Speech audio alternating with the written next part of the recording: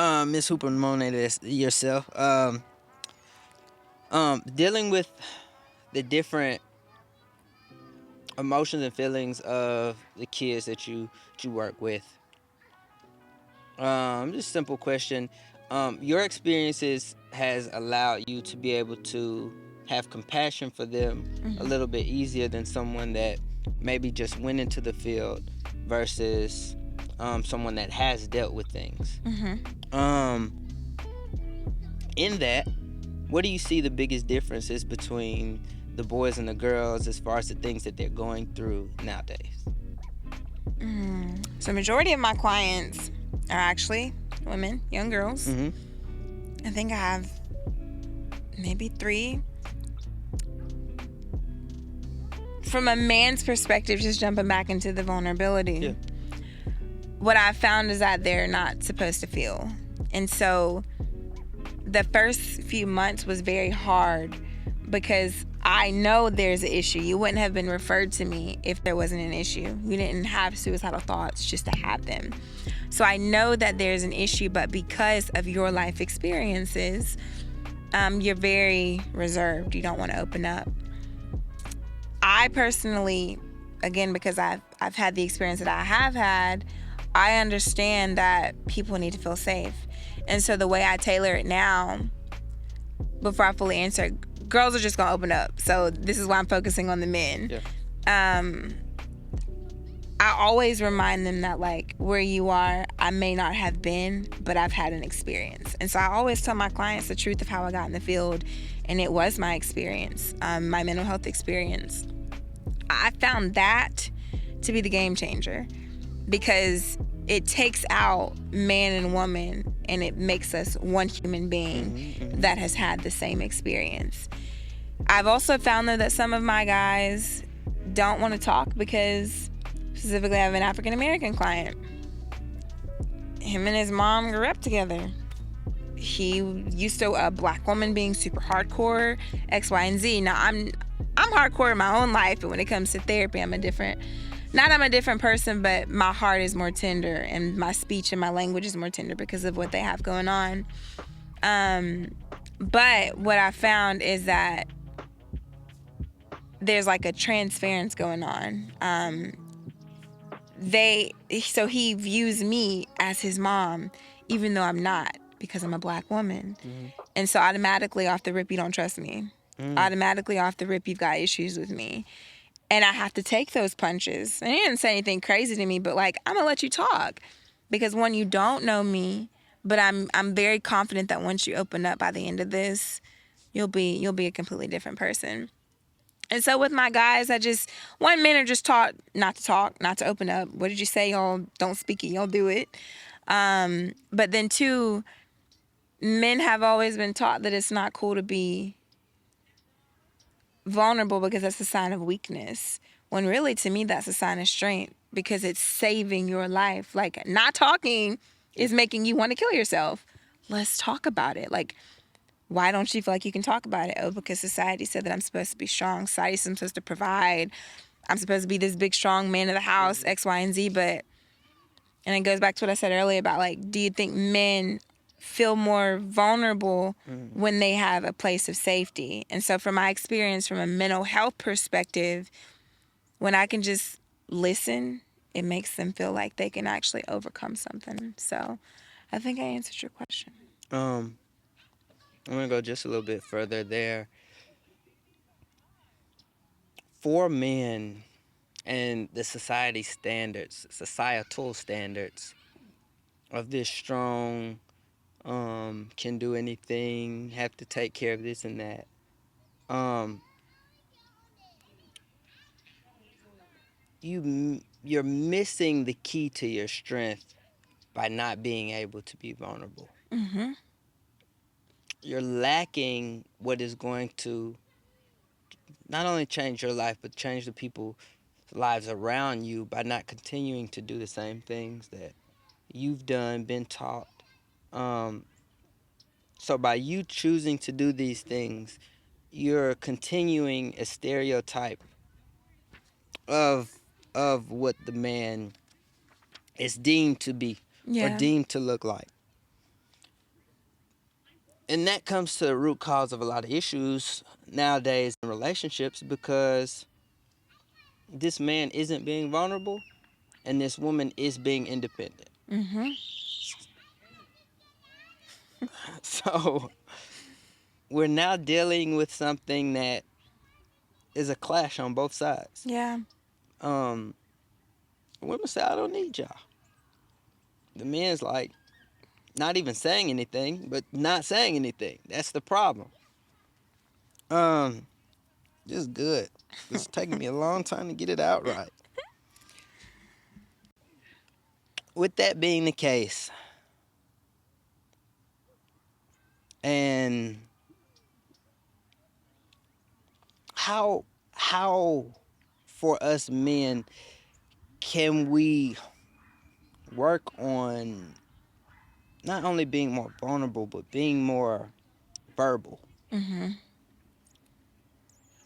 Because this is the thing, men are verbal and have vulnerable times, but it's often with their men friends. Yeah. Because I guess we feel like other guys understand us better. Mm-hmm. But you're forgetting that the woman, the womb of life, the optimal creator, because it's really a 50-50 thing. There is no human without man and woman. Yeah. This is good here. It's coming. It's brewing too. I can see the steam coming off the pot and pot bubbling. Ching, ching, ching, ching, ching. Let it come out.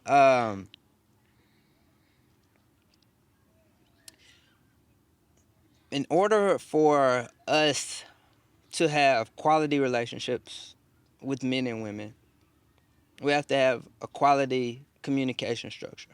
Mm-hmm. For the strong man to have a strong family, he must not be weak in his communication. Mm-hmm.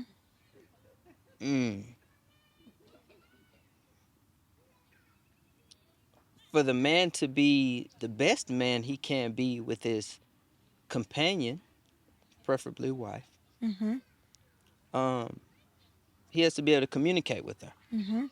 As you were saying earlier, as a helpmate, you can't help what you don't know. Mm-hmm. And a mate, I don't have the definition with me, but a mate is actually something that is a companion of. Mm-hmm. In this world of uncertainty, miscommunication, because that's where it is. It's miscommunication. We're not communicating with you all how we're feeling, Right. and how you could truly help. Y'all yearn for that. Mm-hmm. But you asking us, we're not processing, oh, okay. She wants to know how she can help me. No. We just be like, hey, No. hey, duh. No. You gotta say, hey, look. Sometimes for my day to flow smoother, if you could help me do this, this, and this, I'm able to do this, this, and this at this time because now we've given and taken. I believe women truly want to help. Yeah. Not just in general, but that's their nature. Mm-hmm. They're nurturers. Hence the word womb. Mm-hmm.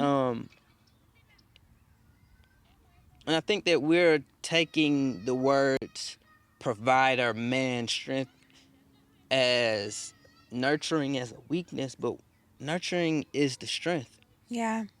So, for example, we're outside today. Things grow from the ground. I've never heard it called Father Earth. Right. Mother Earth. Right. The seeds come from the trees into the land, which is the womb. Mm-hmm. This is the creation. It has to grow before it is seen. Yeah. Just as much tree as there is out of the ground, there's just as much in the ground which rooted. Yeah. Which is the womb that nurtures it. And from that nurturing tell a good tree from a bad tree by the seed that it regenerates. Yeah. So if you continue to pour gasoline on the root of your tree instead of water, it's going to be flammable. Yep. And it's soon going to burn up from the inside out. That's where this lack of emotions has come from. Yeah. Men have been in this gasoline place. Mm-hmm. You got to do it. You got to be strong. You got to be the outside without first taking care of the inside. Mm. Trees grow outward. So I don't know why trees is the thing here, but we're talking about trees. They produce light. Hey, they produce a lot, and until you, and this is where the relationship needs water in order to be nurtured, because you have to feed it good positive things Yeah. before it can grow into something beautiful and lifelike. Yeah. And so nature teaches us a lot. We often just walk through it and move through it without actually absorbing it. Mm-hmm. But if you look at nature as life, there's seasons. And each season, there's something new you have to go through and overcome in order to get to that spring blossom. Every winter, the leaves fall. All right? Why do they fall? They need to nourish the inside. They need to nourish the roots. So if you look at people's yards and they clean the leaves, you're taking away the nourishment that tree needs to regenerate and grow. Mm-hmm. There's a reason that the leaves fall down, and where they're falling, they're replenishing the nutrients under. So it's real interesting. Nature is beautiful. Mm-hmm. I love being outside. Mm-hmm. It doesn't rain as much sometimes a year as it rains other times. But before the leaves come back, it rains a lot. Yeah. And if you look right here, right now, you see that the leaves have fallen, but now they've broken down. Mm-hmm. So now when that water comes down, in order to regenerate what was left, it is building up new. And so then the sun gets closer to the earth and warms. Ooh, this is good. I don't even know where it come from. I'm not even that astrologist. No, that's the stars and the moon. Nature man. Yeah, whatever. If you start paying attention to nature directly and then put it into a lifespan, you're like, okay, there's something I'm not doing in this season for me to grow. There's a reason I'm still in this season. Yeah. I can feel it good. It's in me. Ooh, hold me down. It might just be the wind, but it might just be It's something. the ghost in me.